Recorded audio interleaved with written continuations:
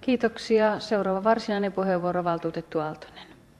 Kiitos puheenjohtaja. En voi olla tarttumatta siihen, Eino Rauhala sanoi, että vartijat ja poliisit eivät ole kontrolloijia. No mitähän ne sitten on, että on jotain hyvää olon konsultteja vai en mä oikein ymmärrä sitten kyllä enää, että mitä hahmoja ne on, jos ei ne tee sitä kontrollia ja mitä se vartija siellä tekee, jos ei se kontrolloi sitä tilaa, vai seisoiko se siellä kädet silmillä ja pää pensassa, mutta ei siitä sen enempää.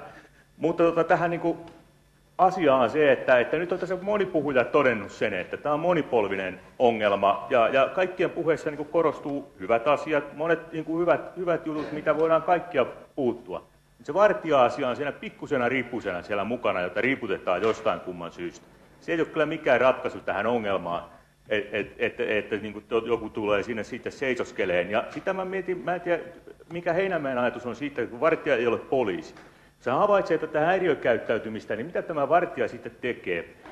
Voiko hän suorittaa pidätyksen? Voiko hän puuttua tähän asiaan? Voiko hän viedä nämä ihmiset putkaan vai soittaako hän poliisin paikalle? Mitä tapahtuu sitten siinä vaiheessa kun vartija huomaa jonkun ongelman? Sitten Leena Kostiainen nosti tämän lasten ja alaikäisten juopottelun. Eihän se vartija estä sitä millään tavalla. Se on lastensuojelukysymys, se alaikäisten juopottelu.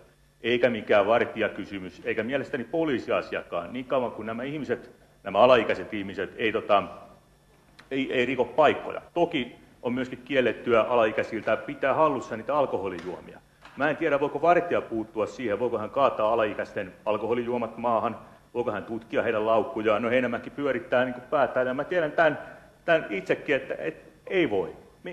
Missä se vartija tulee? Tämä Akseenin kanssa mä olen hyvin paljon samaa mieltä, että nämä toisenlaiset keinot on tähän. Ja mun mielestä Hanhilahtikin sanoi hyvin, että meillä on järkeviä juttuja, että nyt tässä otetaan tämmöinen hypetys, että nämä vartijat tulee ja ratkaisee tämän ongelman. Mun mielestä Aila Duunarjärvisen tämä palautusesitys on hyvä. Sitä 2 ensimmäistä kappaletta on hyvä. Tämä palautusesitys ja ne syyt. Sitten siinä on hyviä asioita nämä kolmannen sektorin järjestöt ja nämä seurakunnat.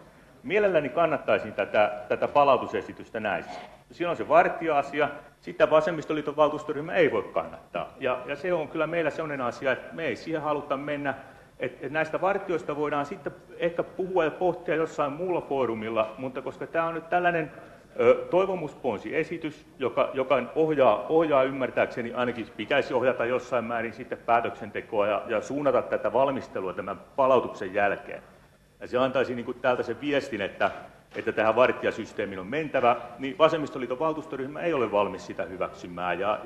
Se on meille vähän harmittavaa, koska muuten on hyvä palautusesitys, mekin ollaan asiasta huolimatta, mutta emme kannata tässä muodossa. Kiitoksia. Sitten repliikkipuheenvuoro, valtuutettu Heinämäki.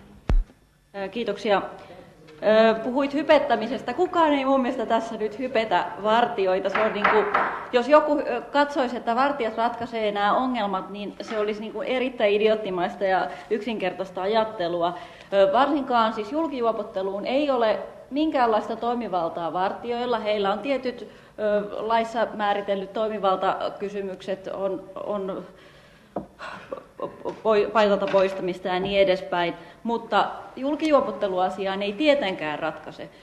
Tässä nyt on kyse siitä, että jos ihmiset kokevat turvattomuutta jollain tietyllä alueella, niin siellä olisi joku taho, jolla voisi olla häiriöltä ennaltaestävä vaikutus. Ja tämä taho toimisi tiiviissä yhteistyössä sitten luonnollisesti poliisin kanssa. Tästä on mun mielestä kyse.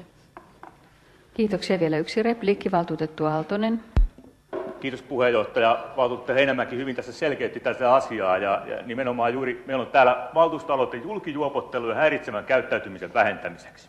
Nyt Heinämäki juuri totesi, että nämä vartijat eivät voi puuttua tähän julkijuopotteluun, josta tässä valtuustoaloitteessa on kyse. Mitä ne vartijat nyt sitten tekee tässä palautusesityksessä, kun ne ei voi ratkaista tätä meidän ongelmaa? Niin sitä mä ihmettelen, ja sitten, että mikä tämä tässä julkijuopottelussa nyt tämä edelleen kuulostaa siltä, että vartija soittaa sitten poliisille, että nyt taas nämä juopottelee täällä, tulkaa hakemaan ne putkaan.